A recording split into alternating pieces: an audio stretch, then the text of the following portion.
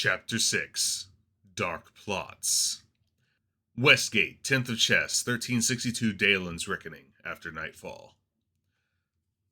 "The Thalavar traders bound for Saerloon," Tyrell said with satisfaction, "and you two jokers are going to be there before it."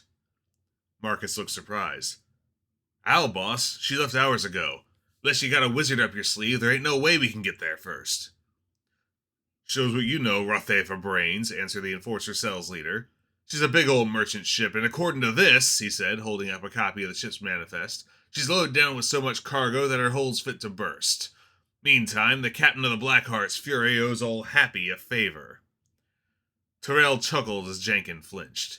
If Happy Gorinder was taking a personal interest, then it would be bad news if they failed. "Yeah, that's right. The Fury has some issues with entering the port, so there's a boat waiting for you where the shore meets the harbor wall.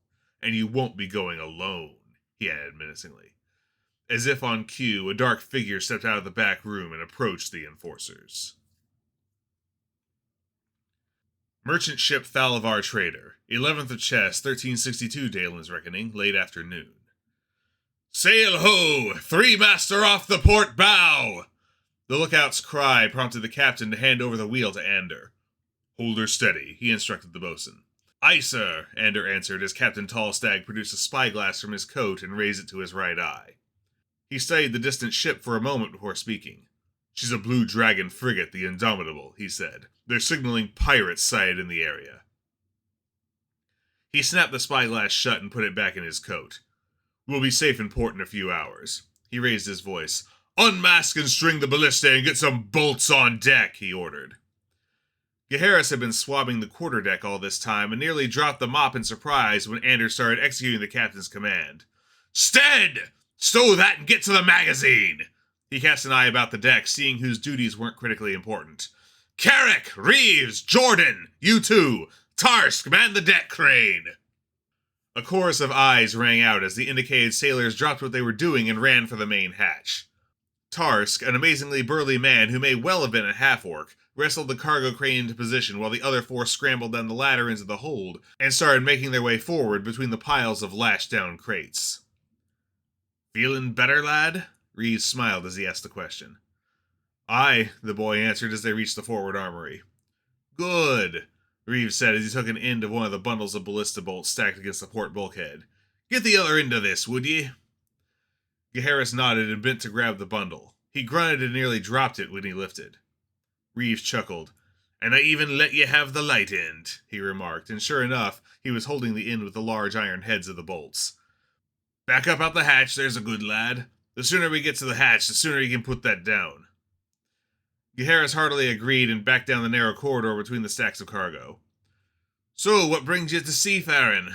Reeves spoke with ease even as Gaheris continued to strain. "Unless I miss me guess, you're no sailor." "Needed to get out of Westgate," Gaheris grunted out before all but dropping his end of the bundle underneath the deck hatch. There was no point lying now. "I'm just on for this voyage. The captain already knows," he assured the sailor. Reeves' voice dropped to a near whisper as a look of concern crossed his face. "The masks?"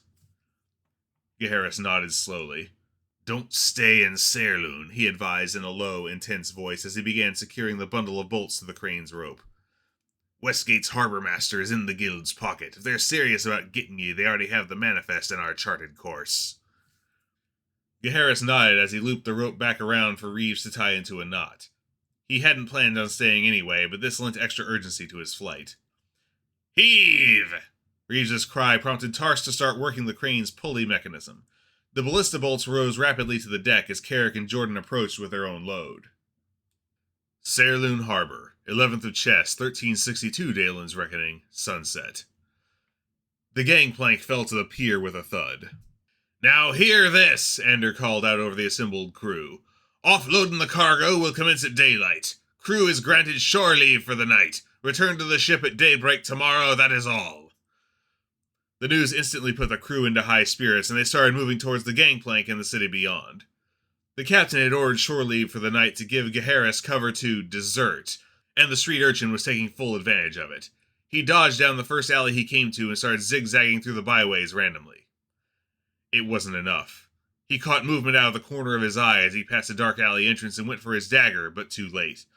A fast-moving short blade batted his own aside, and the boy dropped it in panic as the second one slashed across his field of vision, leaving a shallow cut leading up the left side of his face. A second later, he found himself against the wall, a pair of crossed dirks over his throat. Gaheris, isn't it? Marcus Ravenlock had a steely glint in his eye as he looked at the urchin over his crossed blades. The Faceless sends his regards.